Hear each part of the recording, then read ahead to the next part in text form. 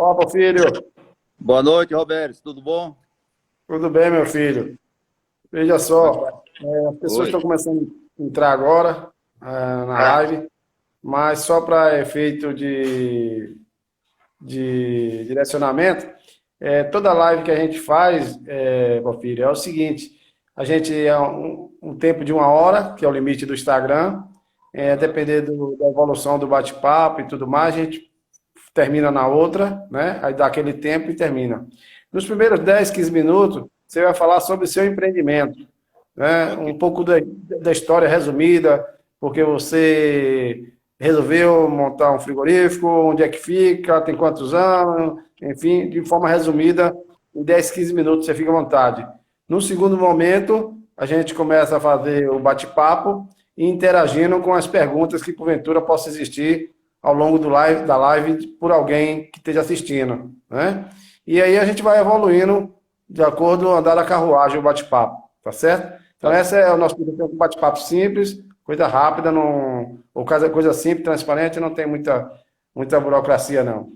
Então ela vai ser gravada, que vai ficar disponível no nosso Instagram, né? E as pessoas normalmente muitas pessoas assistem depois, porque às vezes não bate o tempo, é tanta live aí nesse tempo de pandemia se realizando, e às vezes a pessoa prefere, em certo outro momento, verdade. assistir com mais calma, né? Ouvir com mais calma e assistir. Mas é interessante porque essa é a nossa 10ª live, né? Lembrando que essa live é uma realização do nosso movimento, que é a Associação Brasileira das Empresas do Agronegócio Caprino Ovino, e a gente está tendo muito boa receptividade no Brasil todo, por parte dos empreendedores e empresários desse setor, né? Alguns que a gente já convidou ainda não participou por questão que está na fazenda, no local, a internet não é legal, e o horário sempre que a gente está fazendo é esse, às 19 horas, né? Mas estão todos comprometidos com a gente. E essa semana, Porfírio, a gente incluiu nesse processo todo, não só fazer as lives com os empresários do momento, digamos assim, né?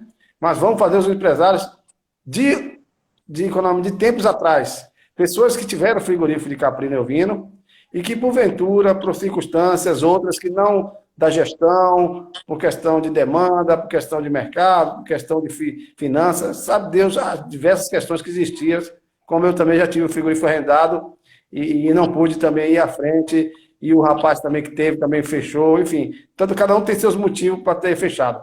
Então nós Com vamos certeza. convidar, nós vamos ter aí uns 4 frigoríficos que estão fechados, né, que não são mais desses proprietários, mas que estão fechados, principalmente aqui no Nordeste e um fora do Nordeste, específico de caprino e ovino, né? E eles vão dar, digamos assim, o testemunho dele, falar um pouco dessa história, né, o porquê não está ainda no mercado até hoje. Mas são todos apaixonados por caprino e ovino, que é uma grande coincidência agradável, digamos assim. Todo mundo que está nessa atividade, seja na produção, seja na indústria, seja na distribuição, todos são praticamente, eu arrisco dizer que mais de 95%, todos são apaixonados pela causa, independente do valor, digamos, monetário que se ganha nessa atividade, se poderia ganhar mais ou ganhar menos, enfim, né? Essa semana mesmo eu recebi um telefonema de um produtor de Emboabo, querendo vender a fazenda, mas não está querendo vender a fazenda, que acredita, é apaixonado pelas coisas, né? Enfim, então isso é um ponto de concordância entre todo o segmento da cadeia produtiva, a paixão pela essa atividade, por essa cadeia produtiva de Capim do Rio. Então, para ir já adiantando, fica à vontade, Porfírio, aí, para falar esse breve 10, 15 minutos sobre o seu empreendimento, seu negócio. Ok, Roberto. É, Na verdade, isso é um sonho, né? Que, junto com meu irmão, a gente iniciou esse processo de criar e trabalhar com caprinos e ovinos. Como você sabe, a nossa região ela é uma das grandes expoentes em termos de volume de animais, mas a gente tem aqui uma grande dificuldade que seria um pensamento mais empresarial dos nossos criadores com relação à cadeia produtiva do caprinos e ovino. A gente passou a criar e, a princípio, com um volume que a gente tinha, começou a ter dificuldade em comercializar os nossos animais. E aí veio a ideia de montar uma unidade frigorífica aqui em Remanso, que é, como eu estava te falando, é a região aqui do Vale do Sobradinho, um dos grandes produtores de caprinos e ovinos do Brasil. E esse processo ele começou lá em 2015, dando entrada nas plantas, junto à DAB, aprovação, vai e volta, aquela dificuldade toda de acertar o processo, até que em 2017 a unidade começou a funcionar. Ainda estamos em um processo ainda de aprendizado, porque a unidade ainda não conseguiu atingir a sua capacidade. Nós temos ainda que fortalecer a cadeia de comercialização. Primeiro, porque a gente está restrito só à Bahia, a gente quer partir para outros estados, mas ainda por questão de selo, ainda não é possível atingir outros estados. E aí estamos trabalhando basicamente com o estado e basicamente com Salvador, é onde está o nosso principal mercado. Como eu estava te falando, nossa região ela tem um volume enorme de animais, mas a gente tem aqui uma dificuldade em conseguir animais adequados, eu não diria nem que é padrão, mas é adequado para o abate. O animal aqui da região ele tem aquele método antigo de você soltar o animal aí no meio da caatinga e eventualmente, de vez em quando, pega o animal, mas ele é totalmente solto. O criador ele não tem aquela mentalidade empresarial de dizer assim, eu tenho que produzir X com a melhor rentabilidade possível. Ou seja, isso dificulta um pouco o nosso processo de aquisição de animais adequados ao abate. Mas eu acho que tudo isso faz parte do aprendizado. Nós estamos passando por essa primeira fase e eu acredito que esse empreendimento vai ser um empreendimento vencedor, porque nós temos muito a contribuir com a nossa região, com os pequenos e produtores que estão dispostos a fazer parte da cadeia do caprinos e ovino no nosso estado. E isso a gente percebe que, aos poucos, eles estão nos procurando, estão procurando entender como é que o frigorífico trabalha, como é que os processos, o que é que o frigorífico exige, o que tem que fazer com que o animal dele melhore. Então, esse processo, aos pouquinhos, está indo chegando até a cabeça do produtor e, com certeza, eles vão estar, dentro de pouco tempo, com um animal bem adequado para o que a gente precisa lá dentro da cadeia do frigorífico. Então, assim, a grosso modo, é isso mais ou menos como é o empreendimento. Sim, como eu estava te falando, nós somos, acima de tudo, produtor de caprinos e ovinos. E dentro dessa necessidade de escoar a nossa produção, surgiu o frigorífico. E ao longo desses anos, a gente teve que, aos pouquinhos, dentro de recurso próprio, fazendo ele acontecer. Demorou um pouco, mas ele está funcionando agora. Ele estava bem encaminhado até a pandemia, que parou o mundo, né? E a gente espera agora retomar de forma a transformar ele numa unidade autônoma, completamente produtiva e, acima de tudo, rentável. Esse, assim, a grosso modo, é o histórico do Cabra Bom. O Porfírio, hoje eles têm qual é a capacidade de abate mesmo, assim, ele tendo com a demanda e oferta a todo vapor, ele poderia abater e fazer corte quantos por mês, quantas cabeças? Hoje o frigorífico ele foi montado de maneira a atender 3.000 abates mês. Pela estrutura de linha de produção, pelas câmaras frigoríficas que tem, ele atenderia facilmente os 3.000 animais mês. Ainda não estamos nesse nível, mas espero chegar em breve, tá certo? Mas essa é a nossa expectativa. Essa localização do seu frigorífico foi por acaso, porque vocês têm alguma propriedade rural por lá, ou foi já de propósito porque, como o título da live fala, que está situado no maior território de rebanho caprino e ovino do Brasil. Eu acho que se perde ou empata só com Santana do Livramento, no Rio Grande do Sul, em termos de densidade. Se juntar aí Remanso, Casa Nova, bate 500 mil cabeças, né? Com certeza, ultrapassa 500 mil cabeças. Na verdade, a localização é pela nossa origem. Nós somos de Remanso, entendeu? Aí surgiu umas terras que era de meu avô, e por processo de herança meu irmão terminou adquirindo, e a gente começou a criar aos pouquinhos, adquirimos mais, temos hoje, essa terra fica na parte da Caatinga, né, parte de Sequeiro, adquirimos umas terras na beirada do rio, onde tem condição de produzir mais alimentos para os animais, e foi dando para dar suporte a esse criatório, e isso evoluiu a ponto de chegar ao frigorífico. Esse foi mais ou menos a evolução do processo aí. Me diga uma coisa, estou aqui para dar um agradecimento. Os mineiros entraram aqui, o presidente da comissão de Caprino e Ovino de Minas Gerais, Luciano, entrou, o Rogério Fernandes também de Minas entrou aí, que faz um trabalho com uma associação lá para enviar os ovinos dele lá para o VPJ em São Paulo. Alguns, na hora que eu for lembrando, alguns que vão entrando aí, e fique à vontade para interagir também, ou fazer algum comentário ou alguma pergunta que eu vou transmitir ao Porfírio. Você falou que a questão da situação geográfica do frigorífico. Eu lhe pergunto, a dificuldade maior hoje de ter um animal adequado para o abate, né? Eu digo adequado em termos de carcaça, em termos de nutrição animal, digamos assim, pelo menos assim, né? Para poder você ter um corte mais bonito, né? E isso tudo é por conta, porque me parece que a alimentação poderia ser trabalhada aí, né? Na beira do rio, e não teria problema nenhum com a alimentação, com as tecnologias que existem hoje para alimentação, para armazenagem. É claro que a gente sabe que aí é uma área territorial, salvo engano, eu nunca tive por aí, eu já tive lá por Curaçao, Uauá, Miguel Calmon, era onde eu andava muito, e Juazeiro, pronto, mas nunca me desloquei mais para esse lado aí de Remanso, Casa Nova.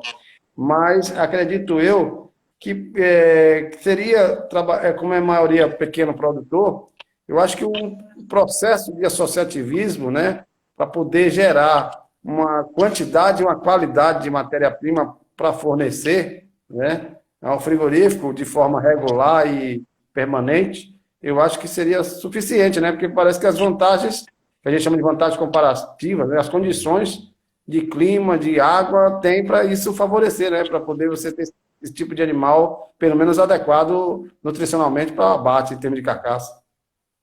Esses últimos anos, Oberes, nós sofremos bastante aqui por conta da seca. Esse ano foi um ano atípico, já melhorou bastante, mas tem um detalhe do processo de criação aqui, que é o seguinte: os grandes rebanhos, eles estão na vazante do lago.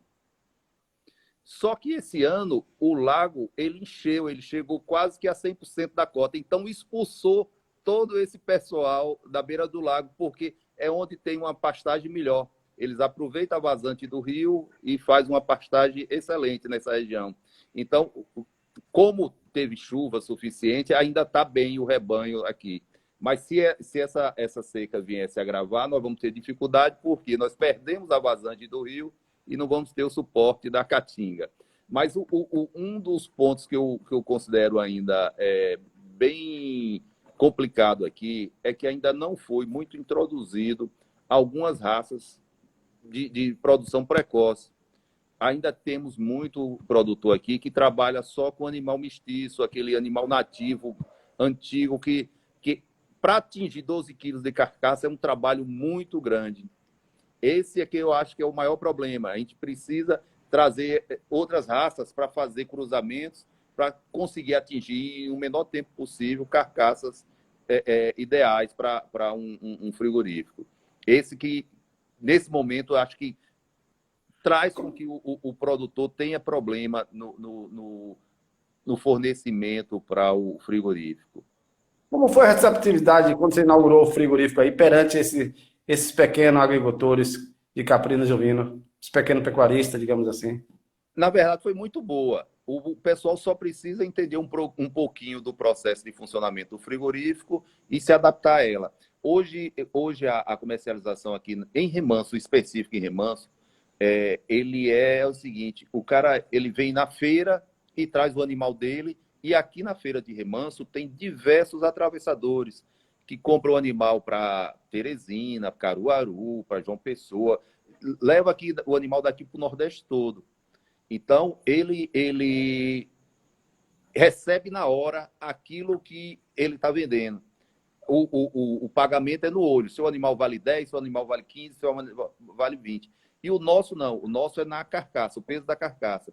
Então, no mínimo, ele tem que esperar um pouco para que o animal passe pelo processo de abate, vá lá para o gancho final lá na linha de produção e chega a um peso. Aí, muitas vezes, não bate muito com o processo dele de entregar o animal aqui na feira. Mas os que já entraram nessa linha estão gostando. É o que eu costumo falar. Rapaz, esse é o melhor momento porque você sabe efetivamente quanto é que vale o seu animal, porque você viu o peso. Aqui no olho, o cara pode te dizer que vale 10, quando o seu animal pode valer 15. Então, a gente tem que modificar um pouco a cabeça do pessoal com relação a isso. É a forma dele trabalhar no frigorífico. Outra coisa, você acha que vai ser necessário aí acontecer o que já vem, eu até conversei já em outras lives, já que está acontecendo em São Paulo, pode daqui a dia, algumas pessoas aqui no Nordeste já pensam nisso, a figura do terminador, quer dizer, a figura da pessoa que vai comprar na mão desse, lá, pagar cash a ele, e trazer o animal para outra fazenda específica para engordar, vai ser necessário aí nessa região também essa figura? Vai e já está surgindo, viu? Eu já tenho conhecimento de alguns produtores aqui que está partindo para ser o terminador.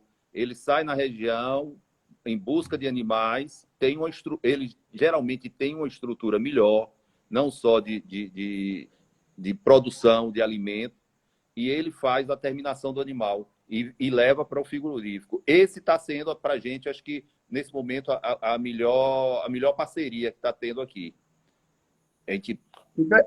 Me perguntaram aqui o que é que o governo está fazendo para essa questão do melhoramento dessa região de animal. Rapaz, aqui a gente teve no passado um grande programa que foi aquele Cabra Forte, mas infelizmente... Que era o aprisco. Era o aprisco. Isso.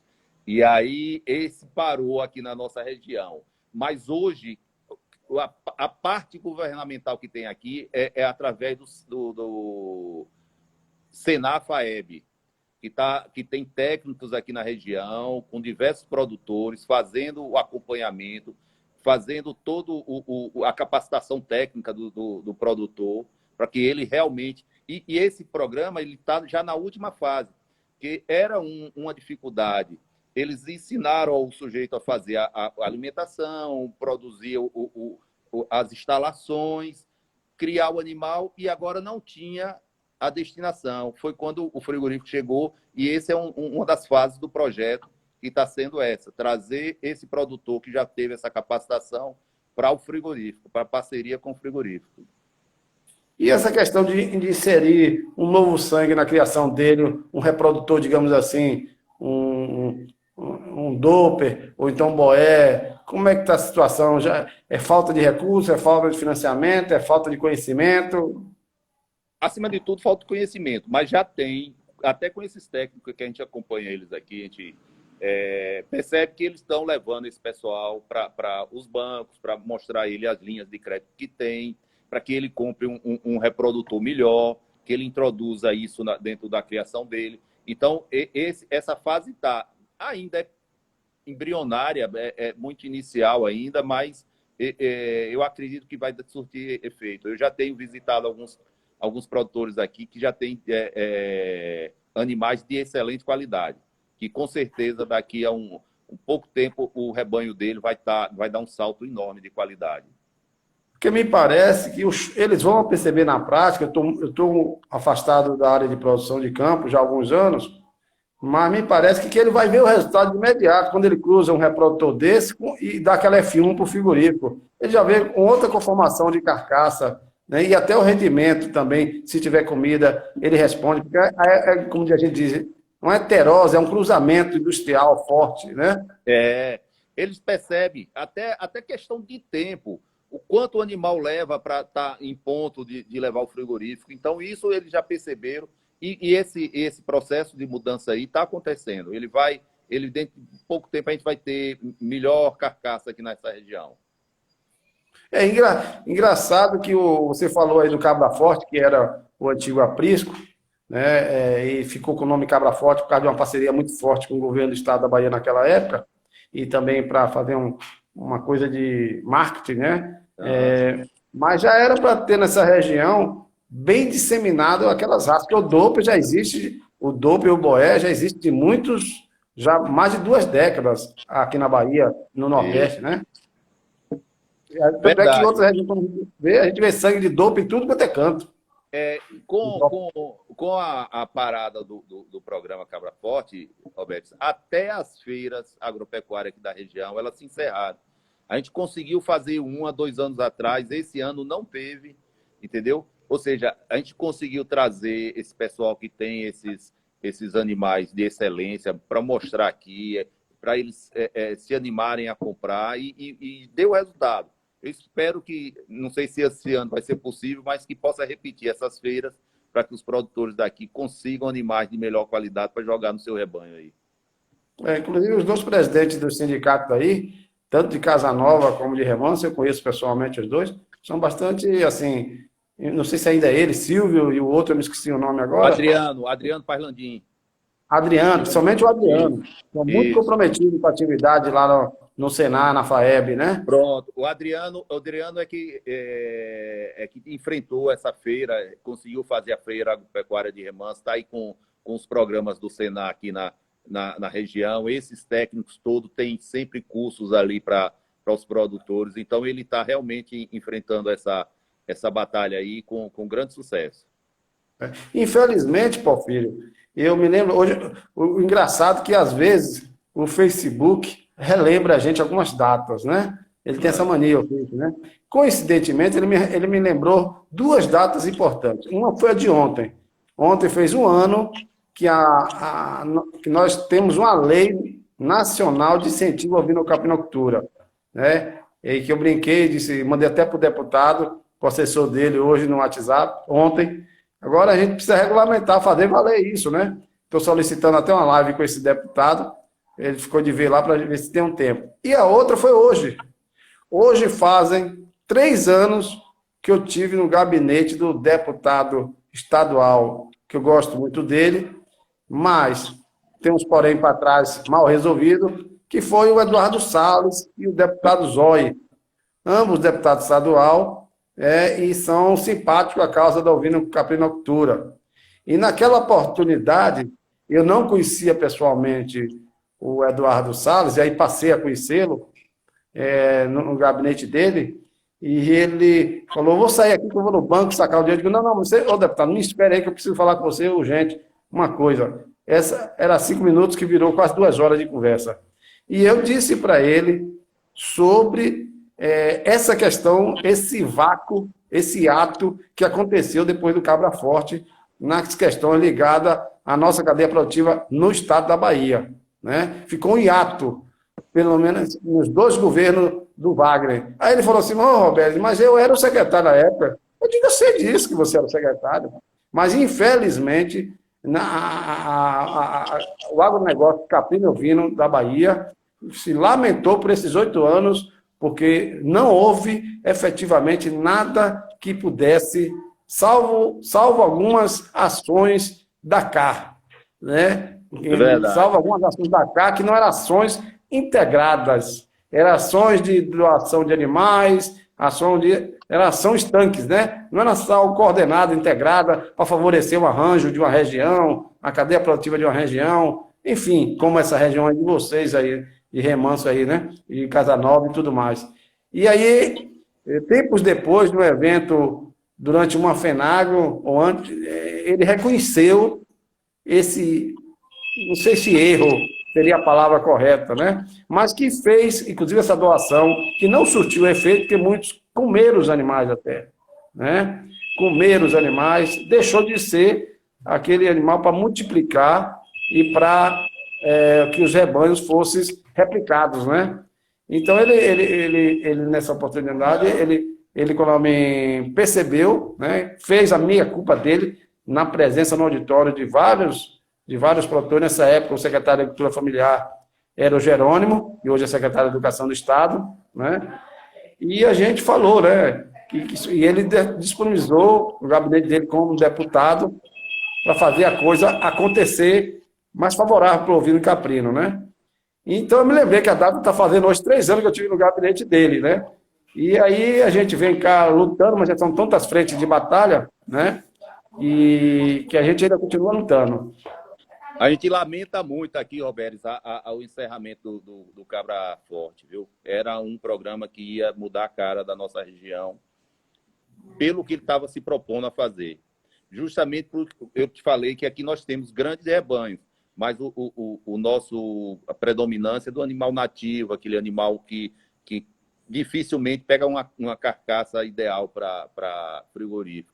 Se aquele programa, naquele período, continuasse da forma que ele veio, da maneira que ele queria ser implantado, ele tinha tudo para dar certo aqui. Não, a metodologia era muito interessante. O Robério, que era o coordenador, quase meu xará aí no Sebrae de Juazeiro, estava fazendo um belíssimo trabalho. De vez em quando, como eu era consultor nacional do Sebrae, em Brasília, para esse programa Aprisco, projeto Aprisco, e fiquei 2 anos aí, de vez em quando eu brincava com ele, olha, esses cursos de capacitação para 400 pessoas, né, não chama de curso de capacitação, não, isso aí é de massificação de formação. Mas isso aí era a política do governo do Estado na época, para poder, aí botava 400, 500 pessoas no evento, botava todo mundo de camisa e tal, era para poder realmente fortalecer a imagem do programa Cabra Forte, né? Verdade. Mas nós éramos amigos, independente dessas circunstâncias, né? Porque era uma parceria governo do Estado com o Sebrae, nacional e estadual, e era condição sine qua non para esse projeto ser implantado nos diversos estados do Nordeste, era obrigado a ter a parceria com os municípios e com o Estado. Se não tivesse parceria com os municípios no Estado, não se implantava em nenhum estado do Nordeste o programa Aprisco, que o único estado que mudou de nome foi a Bahia, que em vez de massificar o Aprisco, virou Cabra Forte. Mas nos demais estados do Nordeste, tudo ficaram a palavra Aprisco, né? Que era um programa de apoio a essa atividade, essa cadeia produtiva. Mas ainda, eu lhe pergunto uma coisa.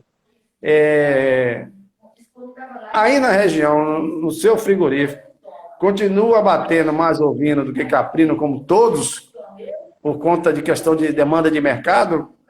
Infelizmente, sim.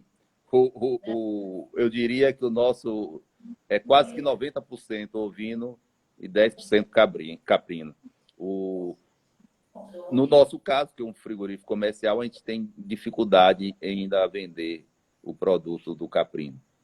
Ele é mais consumido aqui na região e basicamente na merenda escolar. Dificilmente a gente consegue mercado para ele da mesma forma que a gente consegue para o ovino. Que é um erro, né? O sabor dele é um sabor característico, mas é perfeito. Não existe aquela forma de dizer, porque tem o ranço, não existe mais isso.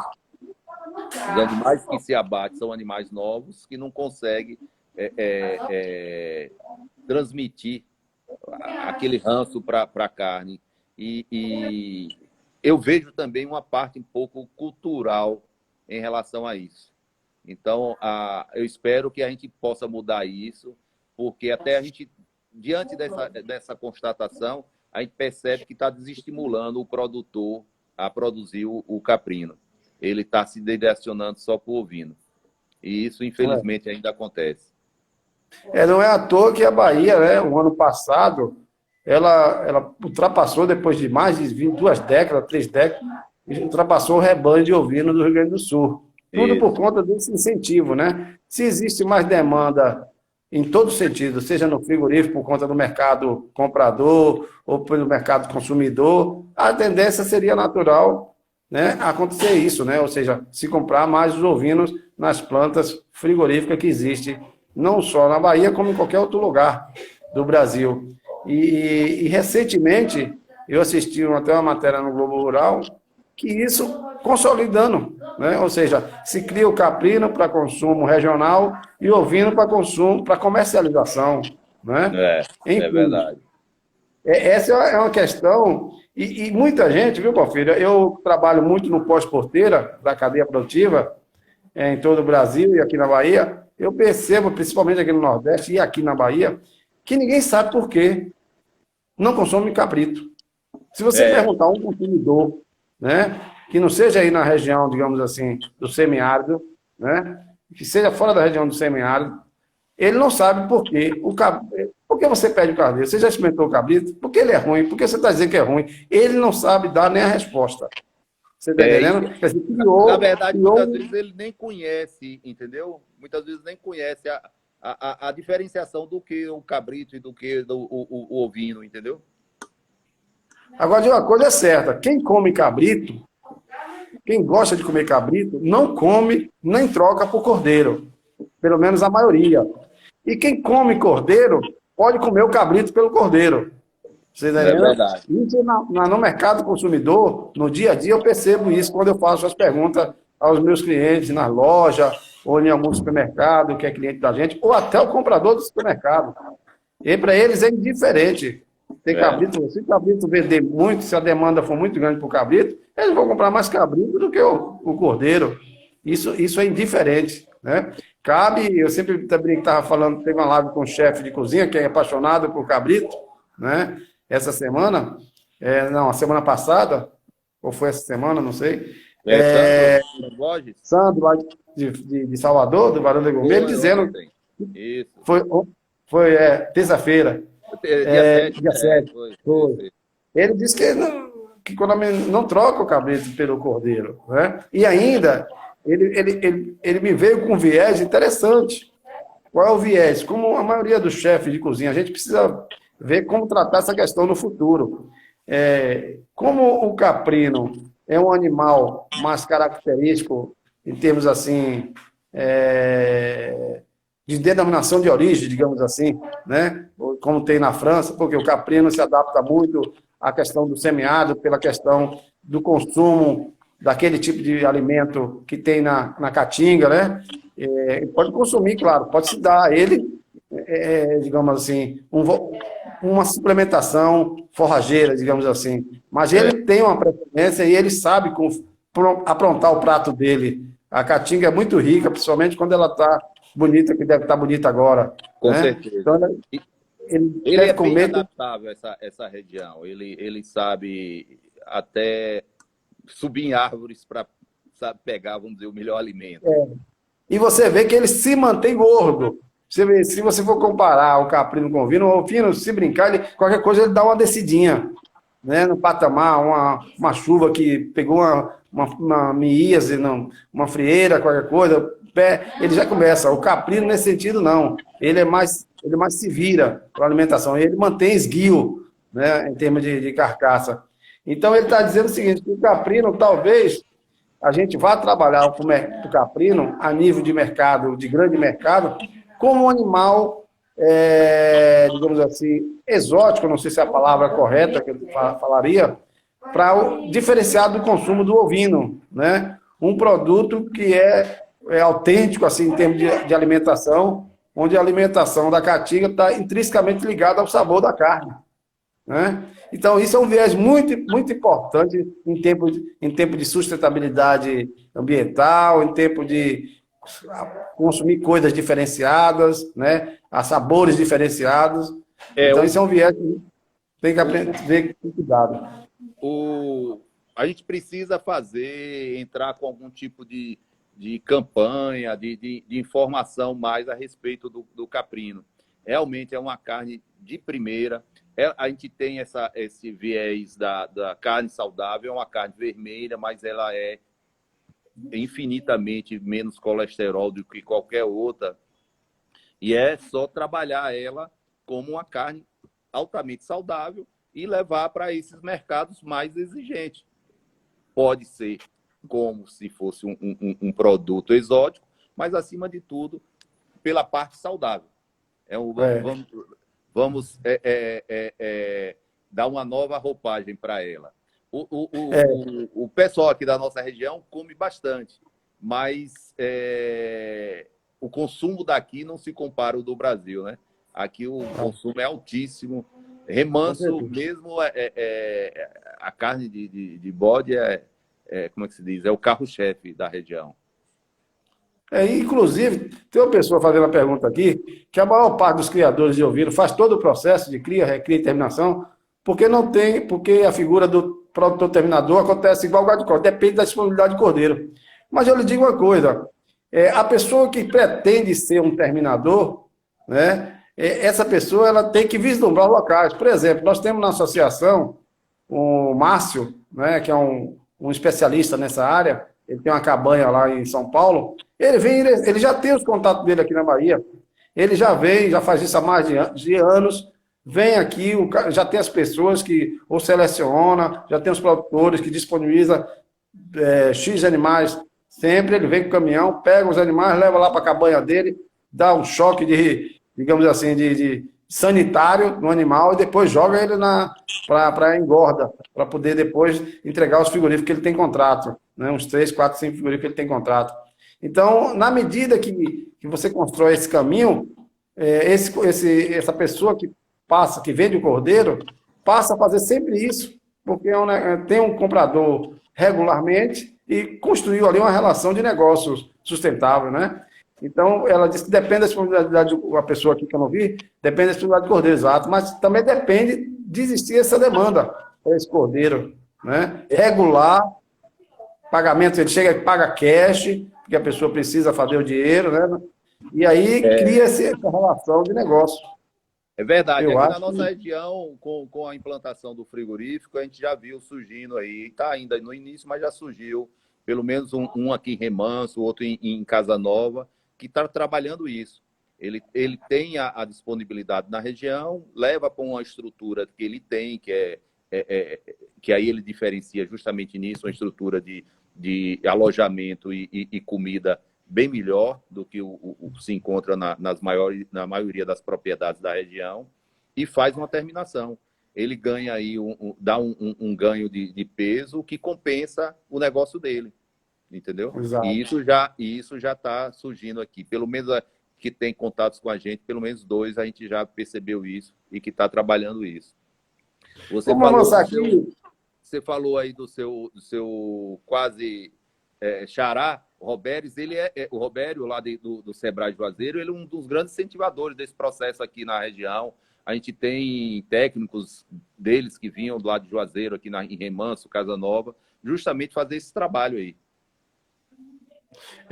Falando agora, avançando mais na questão de negócio e de dinheiro, o caprino e o ovino, o preço deve ser semelhante, igual aí na região? Tem diferença ou não?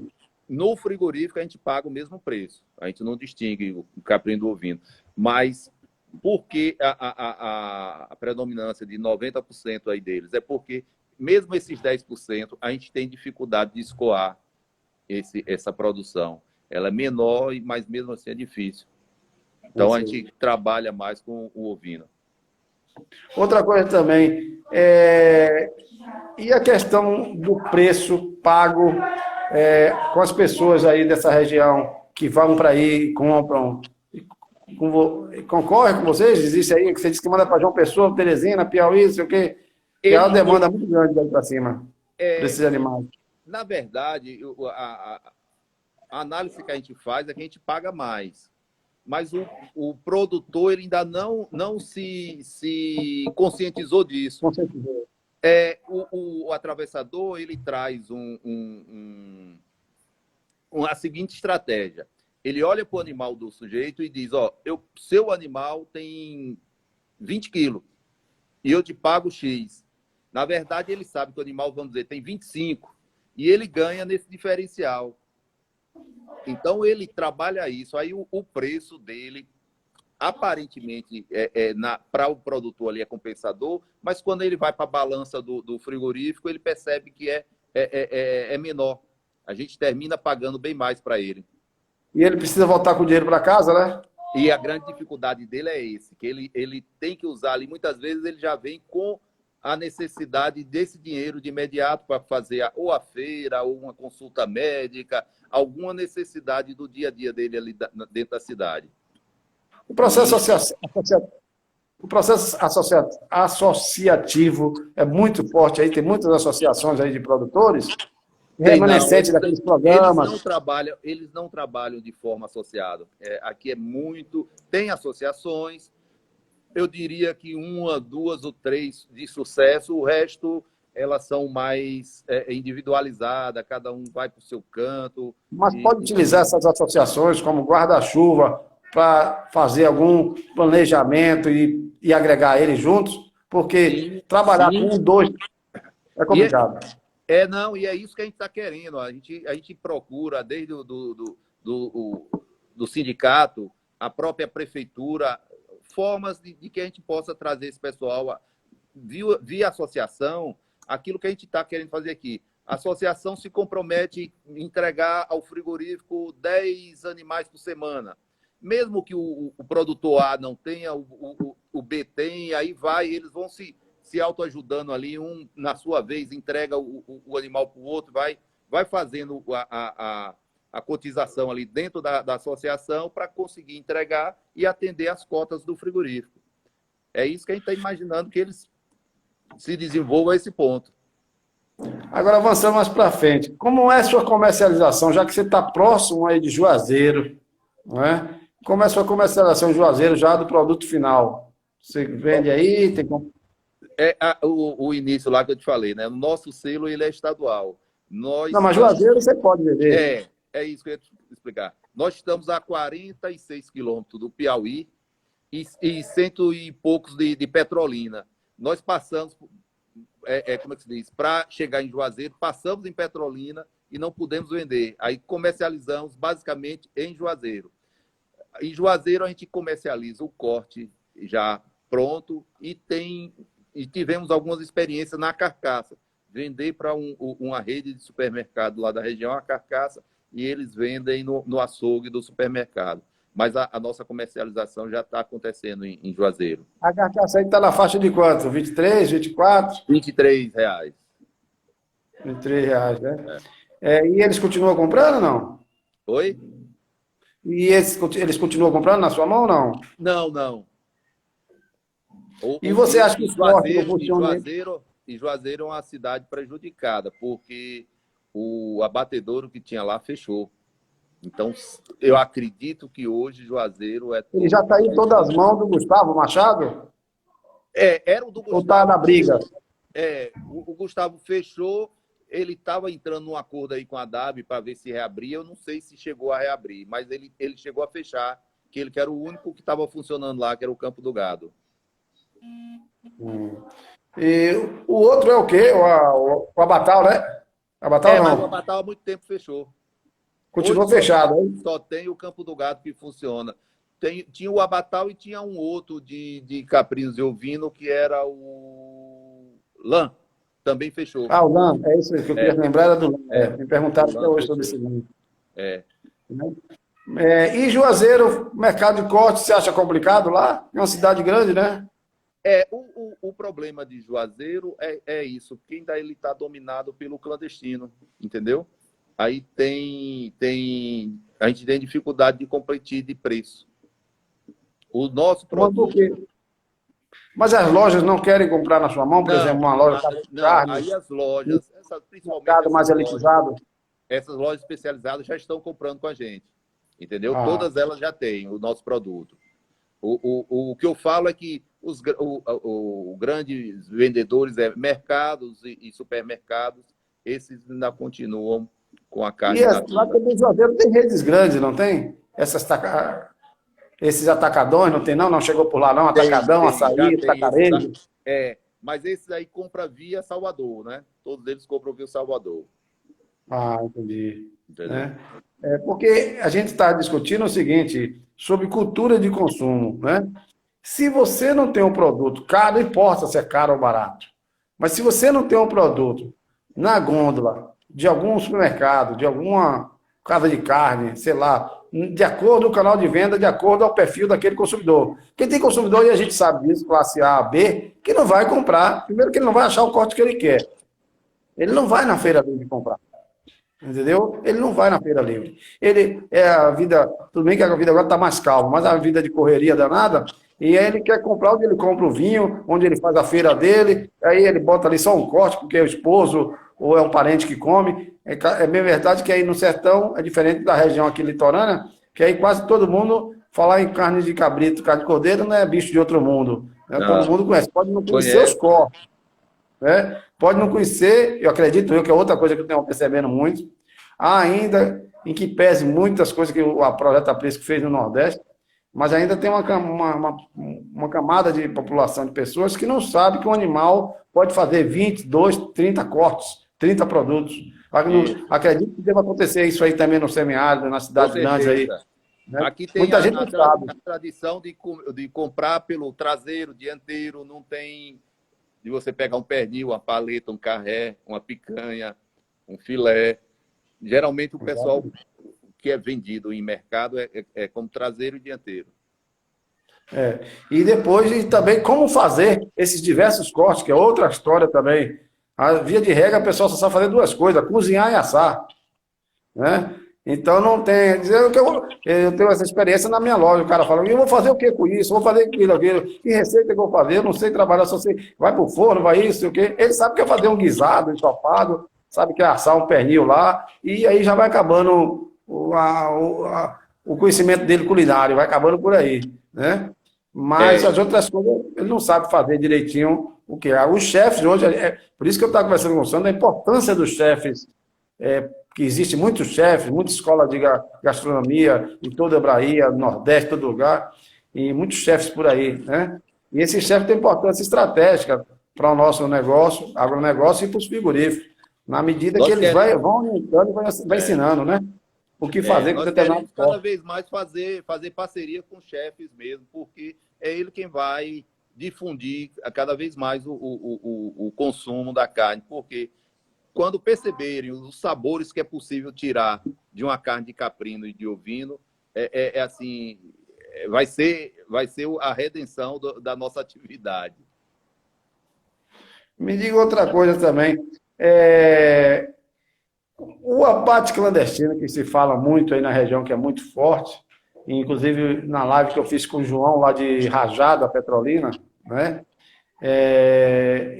Ele considera isso uma situação gravíssima, né? Para o negócio dele, né? Em si, que deva ser para o seu negócio também aí na região. Né? E eu venho até defendendo com unhas e dentes, e vamos tentar fazer alguma coisa aí junto com o Ministério da Agricultura e com o governo do Estado e muitas prefeituras que tem a área de produção forte, como essa aí, para a gente ver uma forma de abater esses animais, porque, Porfírio, ninguém vai me convencer que, claro que nós queremos que o frigorífico estabelecido dê sua parcela de contribuição, que a Prefeitura dê sua parcela de contribuição, que o Estado dê sua parcela de contribuição e que o Ministério da Agricultura dê sua parcela de contribuição para a gente reduzir, não é acabar não, para a gente reduzir esse abate clandestino que só traz problemas para todo mundo. É problema de saúde pública, é problema de falta de geração de renda e emprego para os empreendimentos que já existem e que podem evoluir e crescer. Né? Então, o que é que eu imagino? Eu não acredito, se a gente combinar um preço que seja subsidiado com uma contrapartida do governo estadual, do governo federal, para viabilizar.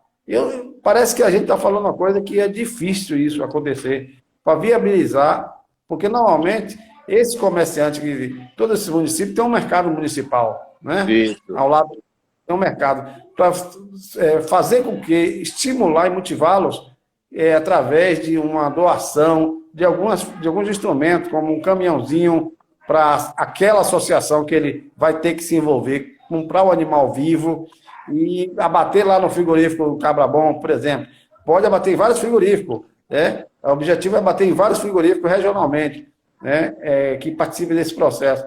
E que esse frigorífico cobre, sei lá, de maneira subsidiada, R$30, R$35, só para bater a carcaça do animal, dar um frio e depois entregar na Câmara Frigorífica, também doada essa Câmara Frigorífica, àquela associação dentro do mercado municipal, para poder a gente dar um primeiro passo para incentivar essa questão, porque você reprimir por reprimir, sem ter um caminho, sem ter uma solução, isso é complicado. Agora, você, enquanto governo, né, até porque é uma questão de saúde pública, viabilizar junto com o município, com o Estado, e não custa nada, uma câmara frigorífica, um caminhão. Eu, às vezes, eu fico pensando que eu estou em Marte, e pensando, porque não dá certo, não funciona. Agora, com a repressão, né?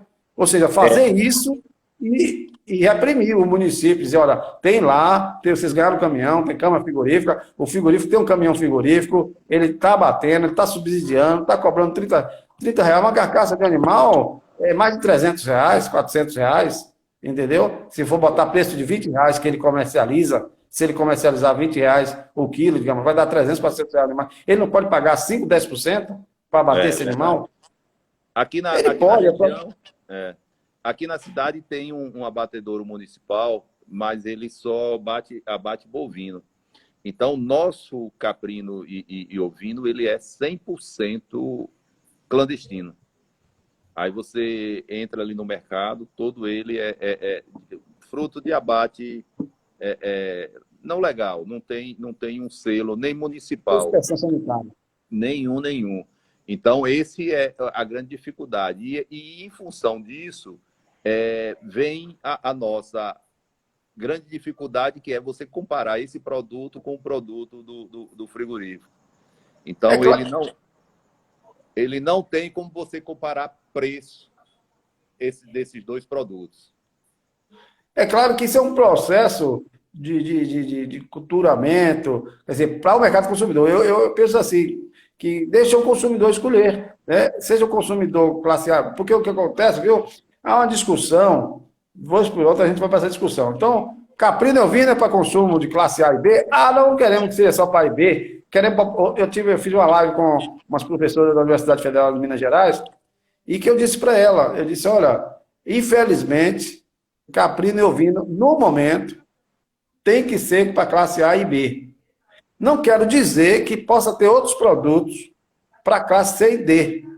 Agora, um ensopado, um produto desse tipo, uma costela, enfim, um sarapatel, porque são produtos que teriam um preço menor que R$ 30, digamos assim, né? Ou até menor de R$ 20, né? Mas seriam para eles. Agora, ele não vai comprar um carré francês, ele não vai comprar um filé, ele não vai... E deve ser sua estratégia, a mesma estratégia sua de outro frigorífico, de quê? Tentar baixar esse custo, ou disponibilizar o custo de 40% do animal, né? Baixar esses preços, né? Que é o mínimo possível, que seria, digamos assim, o rabo, o pescoço, a costela, a paleta, e já parando, as vísceras, e parando já por aí. Ou uma linguicinha, e parando por aí. Deixar os outros cortes para cá, C, A e B, que já tem uma demanda garantida, digamos assim, né? Porque reconhece o valor desse tipo de produto. Já reconhece. Uma pessoa que compra um carré francês, ele paga R$ 90, R$ 100 no carré francês, em Salvador, numa cidade litorânea, tranquilamente. Até porque ele não come carré francês todo dia. Entendeu? Ele come carré francês uma vez por semana, uma vez por quinzena, numa festa, mas come. Entendeu? Eu tenho muitos clientes que não comem nada de carneiro, mas comem o carré francês. E aí é que entra a parte do chefe, justamente com esses cortes. Ele vai dar um toque nesses produtos que vai transformá-lo em alta gastronomia, uma canela de carneiro, que a gente chama. É um estinco que vai dar um super prato. Você pegar o espinhaço, que vai dar o carré, um super prato. Então, são os toques de chefes que vai transformar e glamourizar os produtos do carneiro e do caprino. E não tem como a gente não fazer isso, não tem como, porque essa categoria, eu sempre brinco, viu? Eu gosto de fazer cálculo, números. Por exemplo, eu moro numa cidade que tem 220 mil habitantes. Não é uma cidade que tem cultura de consumir carneiro. Mas por conta dos grandes restaurantes, por conta dos grandes chefes, eles já comeram em Salvador, em São Paulo, ou até aqui em Itabuna, em um restaurante ou Ilhéus, ou em São Paulo, em Porto Seguro, um corte desse, achou maravilhoso no tratamento que o chefe de cozinha deu naquele restaurante. E aí ele quer comer para fazer em casa, para receber a visita. Né? E aí tem que ter o local para vender, para ele comprar esse corte. Então aí ele passa a consumir, porque consumiu em um restaurante, adorou e tal, experimentou, e passa a consumir. Então não tem como não fazer. Então aí eu lhe pergunto, uma população de 220 mil habitantes, você não tem 1.000 pessoas que porventura gostam de cordeiro e caprino para comer um corte desse ou um pernil? Você tem. Né? E eu estou vendo isso na prática aqui no dia a dia, já de 2 anos com a loja aqui em Itabuna. Então a gente percebe que esses cortes não tem como não ser para A e B. Não tem como. Agora, a C e D, né, é que a gente vai disponibilizar esses cortes, tentar, né, botar nossas margens o máximo que a gente puder. Aí nós, vocês frigoríficos, quando eu falo nós, é porque eu já fui também dono de frigorífico, o máximo para trás para poder não ficar estocado na câmara frigorífica, porque também é gasto sobre aquele capital empatado e frio, né, e custo de frio de câmara. Então, eu acho que essa cadeia ela tem que ser toda ela convertida para lá no final ter um produto, primeiro, de qualidade e com preço acessível. O processo aí pode sim melhorar bastante. E assim que tiver uma cadeia organizada, com certeza esse preço ele cai automaticamente. Não tenha dúvida.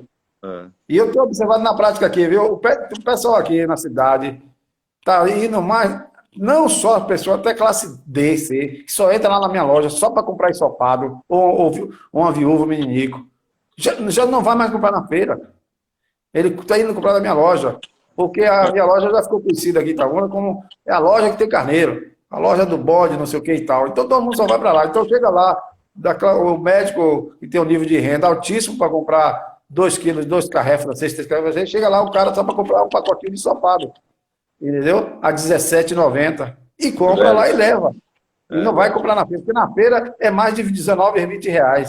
Então ele não vai, ele quer comprar lá, porque ele compra na segunda, compra na terça, compra na quarta, na quinta, na sexta, no sábado, passa no cartão de débito, passa no cartão de crédito, dá dinheiro à vista e se manda para casa com o produto dele, compra rápido e vai embora. Entendeu? Então, já vi várias pessoas, classe C e D, que entram na minha loja para comprar e gostam do ensopado. O restaurante é que não vai comprar um ensopado desse pela questão do osso. Né? Porque o cliente que vai pagar para o restaurante aquilo, isso, ele não quer comer osso, não quer comer nem frango com osso, ele quer comer mais. Ele fica arrancando o osso para não pesar no prato dele. Mas na casa dele, ele chupa o osso, come o osso, faz o caldo, faz tudo. Então, isso serve, o ensopado é próprio para um consumo doméstico, um consumo de casa. Então, as pessoas estão indo comprar muito lá na loja. Esse guisado é o prato nordestino mesmo, tradicional. Exatamente. Só que aqui muita gente acha, quando a gente fala ensopado, agora o pessoal já está aprendendo. Ele pensa que já está pronto o prato, ensopado.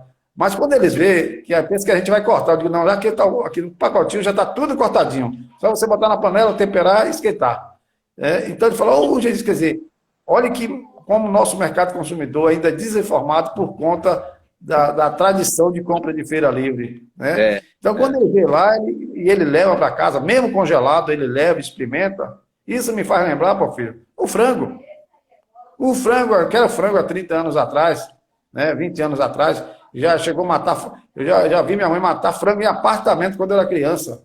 Né, esfolava lá o frango caipira e tal. Hoje, se brincar, nem o pessoal da roça está comendo frango caipira, se brincar, está comprando frango no supermercado. Né? Mas eu acredito que a cadeia do caprino e ovino, ele tende a desenvolver, não chega nunca a uma de frango pela própria característica do animal, mas a tendência é ela melhorar, os nossos produtores vão conseguir produzir com